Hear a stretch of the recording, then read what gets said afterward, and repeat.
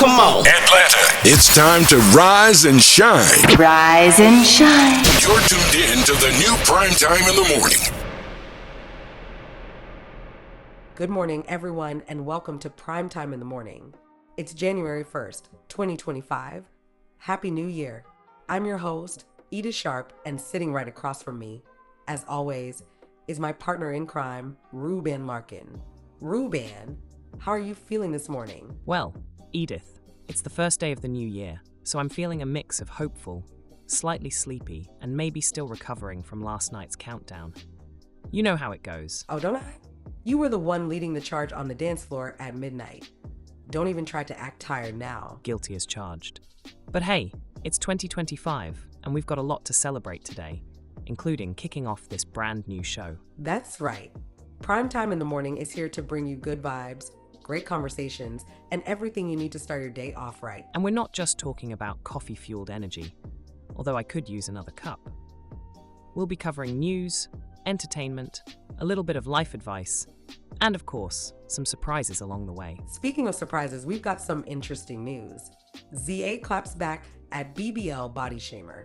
SZA has hit back at people who have been criticizing her for having a BBL, also known as a Brazilian bum lift, responding to a post which said, AKA before she got big in BBL culture, like SZA took issue with people commenting on her appearance. She said, y'all say weird shit like this and wonder why I'm different and don't feel comfortable W y'all anymore. LOL. Y'all do realize I mean different, as in I don't go on Live Plus Talk and don't communicate W y'all like that anymore. LMAO not different, as in change my appearance TF. SZA previously admitted she regretted getting the procedure. She said in an interview with Vogue, I'm so mad I did that shit. I gained all this weight from being immobile while recovering and trying to preserve the fat. It was just so stupid. But who gives a fuck? You got a BBL. You realize you didn't need the shit. It doesn't matter. I'll do a whole bunch more shit just like it if I want it before I'm fucking dead because this body is temporary. She continued, it just wasn't super necessary. I have other shit that I need to work on about myself. I need to get my fucking mental health together. Not to say you can't do those things simultaneously. Just for me, I realize wherever you go, there you'll be. But I love my butt. Don't get me wrong. My booty looked nice. And I'm grateful that it looks pretty much, I don't know, sometimes natural. But I don't even care. It's something that I wanted. I'm enjoying it. I love shaking it. She also once compared getting the procedure to having a purse, SZA commented to Elle. I hate trying on clothes. I don't shop anywhere. I just wear whatever is free in my mail. I'm like, is it an extra large? Great. If I can feel like I'm under a blanket when I'm outside, that's ideal. I treat my butt like a purse. It's just there to enhance whatever else. And that's why I paid for it, because it works all by itself.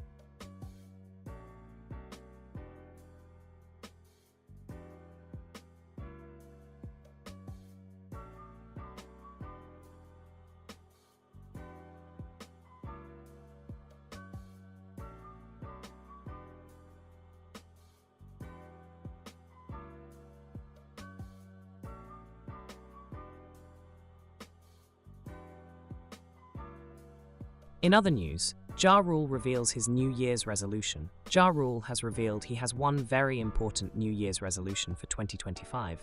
Taking to social media to inform fans, Ja said, "My New Year resolution is to be petty." After one commenter implied that he needed to grow up, Ja clapped back and said, "I'm technically 12, I can be as petty as I want.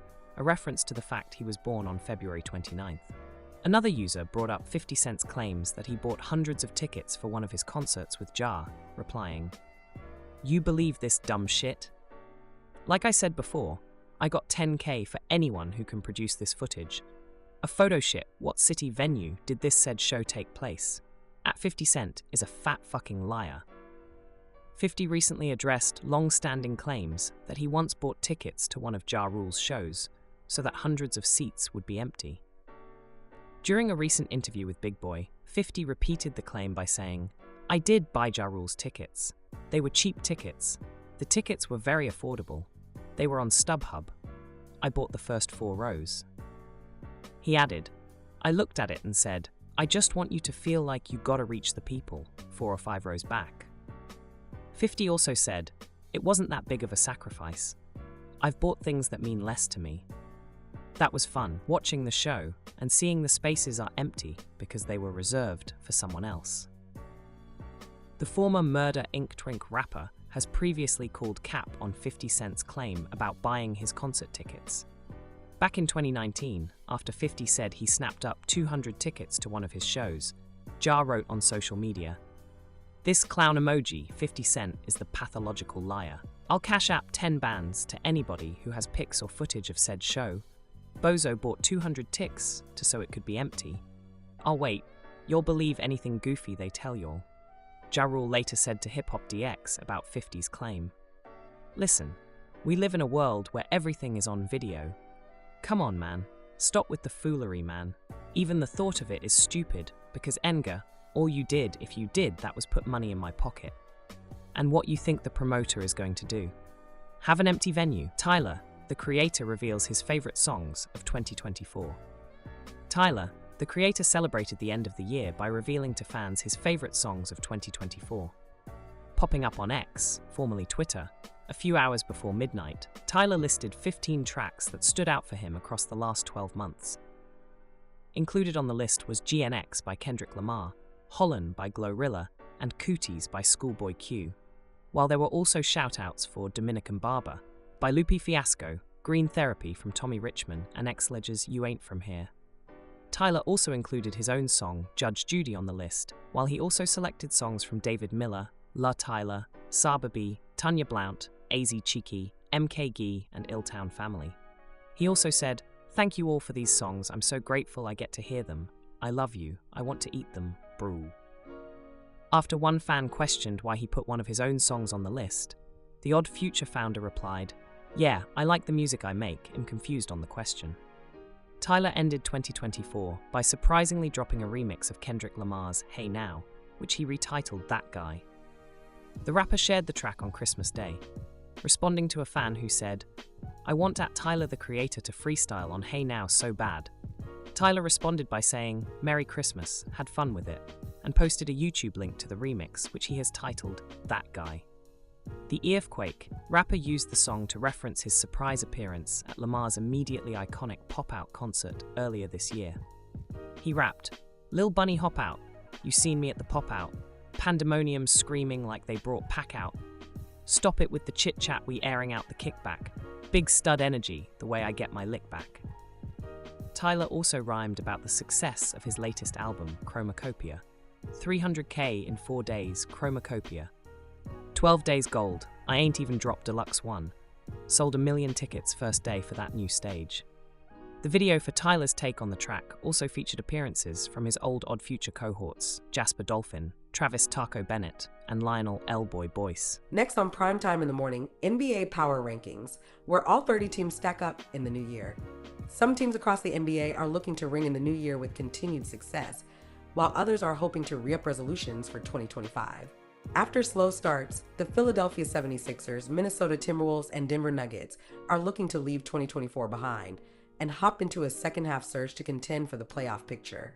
Other teams, such as the Oklahoma City Thunder, Boston Celtics, and Cleveland Cavaliers, are hoping to continue their dominant starts, having declared early command of their respective conferences.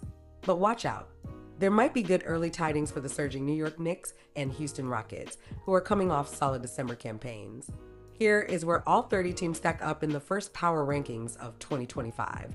Note, Team rankings are based on where members of our panel, ESPN's Tim Bontom, Jamal Collier, Michael Wright, Tim McMahon, Dave McMenamin, Om Yamasak, Chris Herring, and Kevin Pelton, think teams belong this season. One of the best benches in the league just got a little deeper. Cleveland, which ranks number 7 in the NBA in bench scoring with 38.5 points per game, recently welcomed back Max Struss to the rotation after the reserve wing missed the first 27 games of the season with an ankle injury. Struss' production was meager in his first 4 games, just 4.8 points on 30.4% shooting and 3.8 rebounds. However, if he can start to look like the guy who put up career-best numbers last season in his first year with the Cavs, the ceiling can go even higher for the NBA's number 1 team. Rookie guard Ajay Mitchell, a second-round pick on a 2-way deal, is one of 4 Oklahoma City players to play in every game this season. Entering Tuesday, Mitchell ranked second in the rookie class in total plus-minus, plus 124, and was averaging 6.3 points on .513/.467/.808 shooting splits in 16.3 minutes. Thunder superstar Shai Gilgeous-Alexander lauded Mitchell's efforts, saying, "Regardless of his situation and the lack of hype around him and his name, he affects winning basketball at a very high level." The Knicks will open 2025 on an Eastern Conference best 8-game winning streak. But the turn of the calendar figures to bring more challenges for New York, which played one of the easiest slates through its first 30 games. Going forward, the new-look Knicks, who even with the addition of Karl-Anthony Towns and Mikal Bridges, have managed the league's second most efficient offense, have the East's toughest remaining schedule the rest of the regular season. With Ja Morant missing the game due to a right AC sprain, Memphis suffered its worst loss of the season Sunday to Oklahoma City. The Grizzlies haven't yet announced a timetable for Morant's return as they wrap up a 5-game road trip with 3 matchups against West opponents. The lineup of Morant, Desmond Bane, Jalen Wells, Jaren Jackson Jr., and Zach Edey has looked promising, plus 57, but that group hasn't been on the floor long enough together to develop any real cohesion. Coming off consecutive home losses for the first time this season after blowing double-digit leads in the second halves against the Wolves and Heat, Houston's homestand continues against stiff competition: Dallas, Boston, and the Lakers. Clutch performance has been an issue lately, especially on offense, where the Rockets have struggled to score late in their past 2 losses that were within 5 points over the last 5 minutes. The Rockets will be shorthanded against the Mavericks as Amen Thompson received a 2-game suspension for his on-court altercation with Tyler Herro. After starting the season 16-3, Boston has gone 8-6 in December behind a series of nagging injuries and a team-wide shooting slump. The Celtics continue to average what would be a record 50.7 three-point attempts, but shot only 34.4% on them in December, which ranked 23rd in the league for the month. Still, the Celtics ranked 7th in both offense and defense for the month, showing that there's little reason to doubt this team's high-level ceiling. The Mavs intend to be conscious of managing Kyrie Irving's workload during Luka Doncic's absence due to a left calf strain. Dallas wants to guard against wearing down the 32-year-old Irving, which factored into the decision to sit him in Monday's road loss in Sacramento with right shoulder soreness. Irving had 35.0 points in 38.5 minutes in a 4-day, 3-game stretch that started on December 25th, when Doncic was injured in the second quarter in a loss against Minnesota. How many injuries can the Magic withstand? Already without leading scorers Paolo Banchero and Franz Wagner, Orlando saw Franz's brother Moritz Wagner suffer a season-ending ACL tear, and saw Jalen Suggs exit Sunday's game with a wrist sprain. Yet the Magic still rallied to beat Brooklyn, snapping a 2-game losing streak. Fortunately for Orlando, Suggs' injury won't likely cause him to miss additional time. Still 4th in the East standings, the short-handed Magic have seen their advantage drop to just 1.5 games over Atlanta. It wasn't just the trade. Sending D'Angelo Russell, Maxwell Lewis, and 3 second-round picks to the Nets for Dorian Finney-Smith and Shake Milton that was a boon for the Lakers. It was the timing of it. Vice President of Basketball Operations and General Manager Rob Pelinka completed the deal 39 days before the February 6 deadline. There's a real value in creating cohesion and continuity and connectedness, Coach J.J. Redick said of the late December swap. And the more time you have to do that, the better I think your chances are when you get to April and May, and hopefully June. Denver's defense is suffering, and Aaron Gordon, calf, is missed dearly in that department. But Michael Malone's team has won 7 of its past 10 games, as Russell Westbrook continues to give the Nuggets a spark and shows improved chemistry with centerpiece Nikola Jokic. Westbrook has scored in double figures in 7 of his past 8 games. On Monday, he became just the 3rd player in history with a triple-double and no turnovers, joining Jokic and Domantas Sabonis as the only players to do that since turnovers were first tracked in 1977-78. Could this be the week that Kawhi Leonard makes a return? He has been working his way back in practices, and Saturday's game against the Hawks at home could be a possibility. Leonard will not be cleared to return until the team sees that the inflammation in his surgically repaired right knee is gone, so the Clippers are being incredibly cautious with their star. Ty Lue has the Clippers in the playoff conversation and will get his franchise star back as the team enters the second half. The Bucks have been up and down since their NBA Cup championship win in Las Vegas, losing 3 out of 5 games prior to Tuesday's win over the Pacers, while dealing with injuries and an illness that saw several players, including Giannis Antetokounmpo and Chris Middleton, miss games.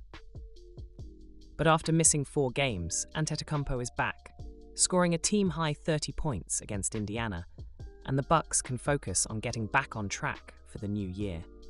Donte DiVincenzo scored 20 points in back-to-back games against the Rockets and Spurs, his first 20-point games since joining Minnesota this season. The Wolves won 3 in a row to follow a 3-game losing streak before dropping Tuesday's matchup with the Thunder. Despite a healthy roster, the Wolves have been struggling all season to find their footing, and this week doesn't get any easier as they return home to host the Celtics. It was a solid final 2 weeks of 2024 for the Hawks, who are on a 4-game winning streak, averaging 128.5 points. Their most eye-popping stretch in that run, a 50-point fourth quarter, Atlanta's highest scoring period of the season, in a come-from-behind victory over the Bulls on December 26. In all, the Hawks went 8-4 in December. One of the biggest stories in the NBA is the ongoing drama surrounding Jimmy Butler. The 5-time All-NBA selection has been out of action since leaving in the first quarter of Miami's loss to Oklahoma City on December 20th with an illness. But Butler is expected to return to the court for Wednesday's game against New Orleans, and his status will be closely monitored all the way up to the February 6th deadline. The Warriors' slide continues as they have lost 13 of their past 17 games, highlighted by a second crushing loss to the Cavaliers on Monday. While Stephen Curry admits that the Warriors have been just mid this season, there have been a couple of bright spots in the past week. Jonathan Kuminga scored a career-high 34 points in consecutive games, with the latter coming in a win over Phoenix with Curry and Draymond Green playing alongside him. That's significant because it shows Kuminga might be starting to figure out how to play his best with the 2 superstars after his 2 previous career-high games came with the 2 stars out. Dennis Schroeder also made his first big winning plays as a Warrior in the final 123 of the win over Phoenix with a 3-pointer, securing a crucial loose ball and sinking late free throws. The Spurs are starting to realize their potential, which makes the 3 losses on their most recent road trip sting even more. San Antonio squandered 2 fourth-quarter leads against the Knicks and Wolves after starting the road trip with a heartbreaking loss in Philadelphia. Entering Tuesday, the starting lineup San Antonio envisioned before the start of the season Chris Paul, Devin Vassell, Harrison Barnes, Jeremy Sochan, and Victor Wembanyama, has played only 8 games together, posting a net rating of 11.9. Now that the roster is healthy, the Spurs might tweak lineups to look for the best fit. For the first couple months of the season, Suns fans could point to the fact that their team was 13-2 with Kevin Durant in the lineup as proof that they have a chance to win big as long as he is healthy. However, that solace has dissipated in the past couple of weeks. Durant has been on the court for the Suns' past 8 games, and they've gone just 2-6, falling to number 11 in the West. Seemingly just as Durant returned, Devin Booker went on the mend, missing the past 5 games with a groin strain. The Pacers had a 3-game stretch against 2 of the best teams in the NBA, losing to the Thunder and splitting a home and away with the Celtics that included a vintage Tyrese Halliburton performance where 18 of his 31 points came from the paint. Indiana has rebounded from a slow start to currently be in the number 8 spot in the Eastern Conference, but it needs Halliburton to keep breaking down defenses in the paint as opposed to relying on his outside shot. For the many issues that Philadelphia has had over the opening 2 months of the season, perhaps the most confounding is Tyrese Maxey's struggles. Maxey winning last week's Player of the Week award feels significant for the 76ers and is a huge part of why Philadelphia is now riding a season-high 4-game winning streak heading into a back-to-back in Sacramento and Golden State. Brooklyn made its second trade in as many weeks, dealing veteran wing Dorian Finney-Smith to the Lakers for point guard D'Angelo Russell and 3 second-round picks. Before that, the Nets, who were widely perceived to be chasing a top pick in the upcoming draft but winning at a higher clip than anticipated, opted to deal starting point guard Dennis Schroeder to the Warriors. Ultimately, depending on the nature of the market, Brooklyn could try to flip Russell, whose contract is expiring, for more picks ahead of the February 6 trade deadline. Josh Giddey's best game as a Bull, a 23-point, 15-rebound, and 10-assist triple-double over the weekend, also came with a few defensive stops that led to a win over the surging Bucks. It was the kind of encouraging sign the Bulls are looking for from their young, rebuilding team, which is putting together a record comparable to last season's team that was supposed to be competitive. The Bulls were an identical 14-18 through 32 games last season. An impressive West Coast trip saw the Pistons win the first 3 games before dropping the conclusion Saturday in Denver. Detroit survived a late Lakers surge to win last week, then rallied from a 10-point deficit in the final 4 minutes to beat Sacramento on Jaden Ivey's late 4-point play. The Pistons head into 2025 having already matched their 2023-24 total of 14 wins with 50 games to spare and have raised expectations to the point where a play-in appearance looks realistic. The Pistons are currently tied for the 10th and final spot in the East. 5 consecutive losses, capped by the Pistons rallying from a 10-point deficit in the final minutes to win in Sacramento, cost Mike Brown his job. 3 of the 5 losses came by 4 points or fewer, a consistent theme for the Kings. Despite the presence of a former clutch player of the year in De'Aaron Fox, the Kings have found relying on late heroics a fickle formula, having lost 13 games that reached clutch time, tied for most with Charlotte. Interim coach Doug Christie got a more comfortable first win Monday, beating the Mavericks without Luka Doncic and Kyrie Irving by 10. An encouraging 3-day span after Christmas saw the Blazers come back to beat Utah on a Scoot Henderson buzzer beater, then defeat a Dallas team playing without Luka Doncic at home. In probably the best 2-game stretch of Henderson's career, he totaled 37 points, 16 assists, and 7 steals on 14 of 27 shooting. Alas, Henderson had just 6 points Monday as the Blazers lost their final game of 2024 by 22 points to Philadelphia. Consistency remains the biggest challenge for a young Portland team. The Jazz are second from last in the Western Conference, and guard Colin Sexton could be a quality addition for a team looking to add a scoring punch before the trade deadline. He's averaging 17.4 points per game on 60.4% true shooting, including a career-best 42.4% from three-point range. Sexton, 26, is due to make $19.2 million next season in the final year of his contract. A humbling, hard-to-believe stat for Charlotte. It has lost twice in the past 2 weeks to the Wizards, who have one of the worst point differentials in modern NBA history, and have gone 1-23 against the rest of the league since the start of November. The struggling Hornets haven't had their preferred starting 5 together more than twice all season. But the bright side, it gives Coach Charles Lee something to aspire to in 2025 as the team seeks a sense of continuity. Toronto expected to take its fair share of losses as it embarked on a full-scale rebuild following last season's teardown. But the fact the Raptors haven't had a single game with their expected starting 5 available this season is another disappointment as they are unable to fully assess this group.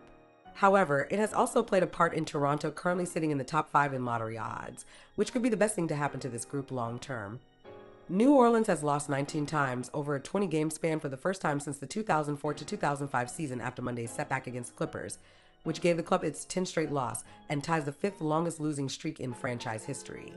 However, the Pels received positive news over the weekend as Zion Williamson returned to practice in a limited capacity. It's likely the team won't be in any hurry to get Williamson back on the floor, given where it sits in the standings.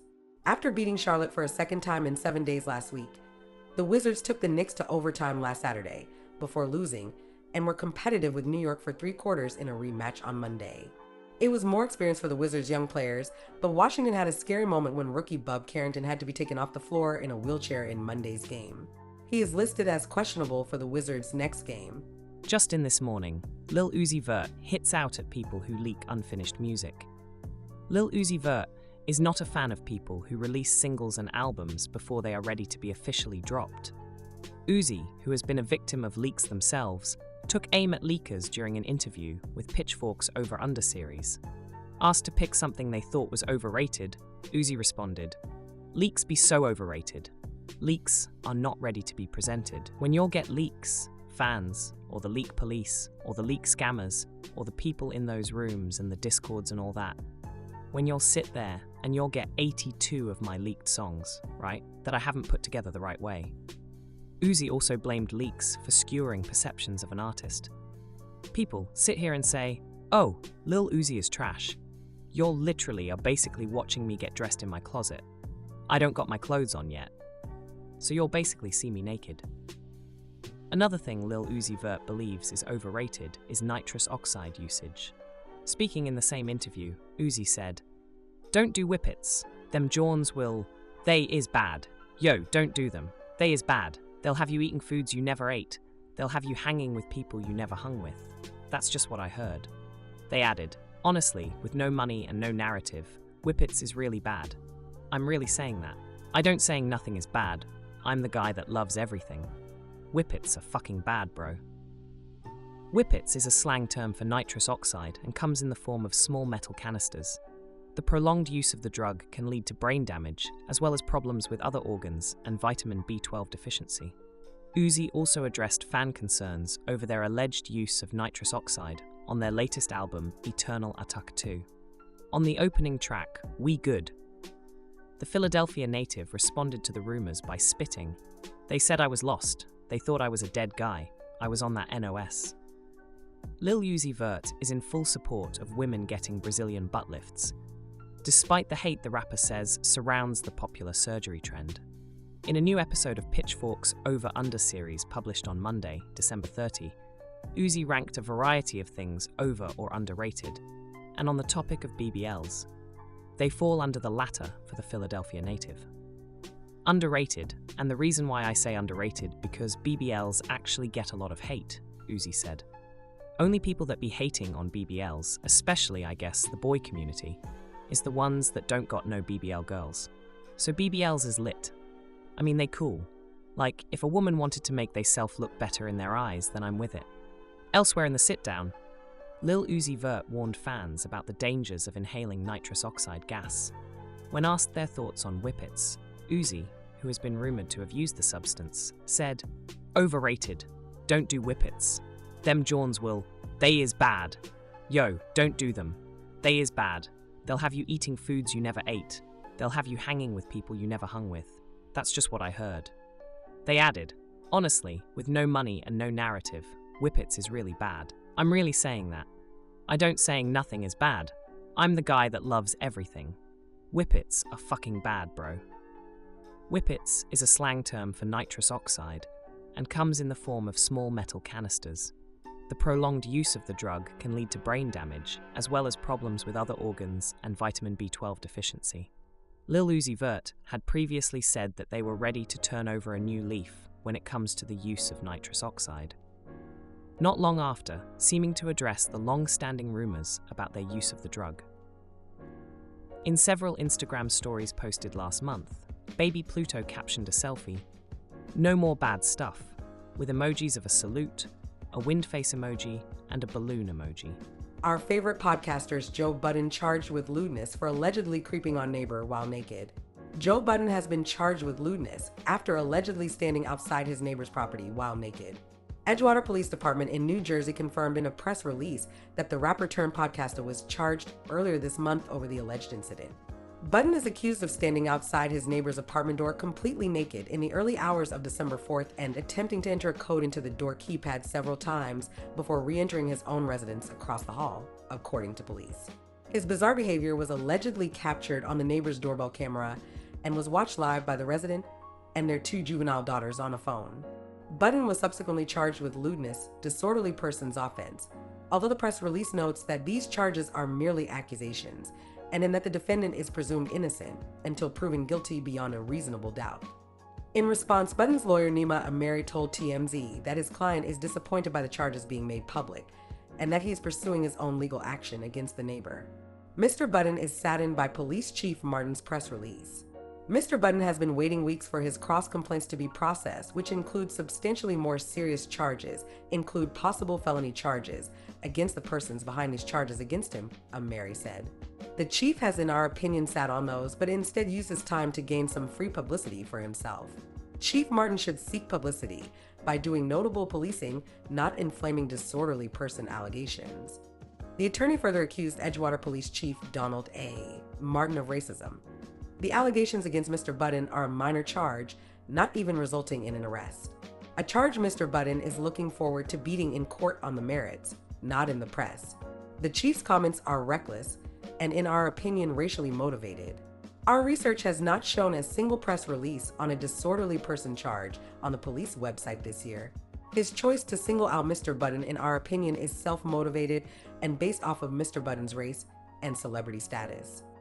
Button himself has yet to publicly comment, but he has spoken about his issues with his neighbors on his eponymous podcast, claiming that he was kicked out of his apartment for recording episodes of his show there. He also appeared to reference the incident in question in a recent episode, blaming it on his tendency to sleepwalk. Well, Ruben, I'd say we kicked off 2025 on the right note, don't you think? Absolutely, Edith. It's been a fantastic morning.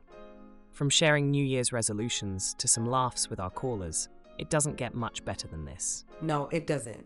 And to all our listeners out there, thank you for spending your first morning of the year with us. You all make this show what it is. Couldn't agree more.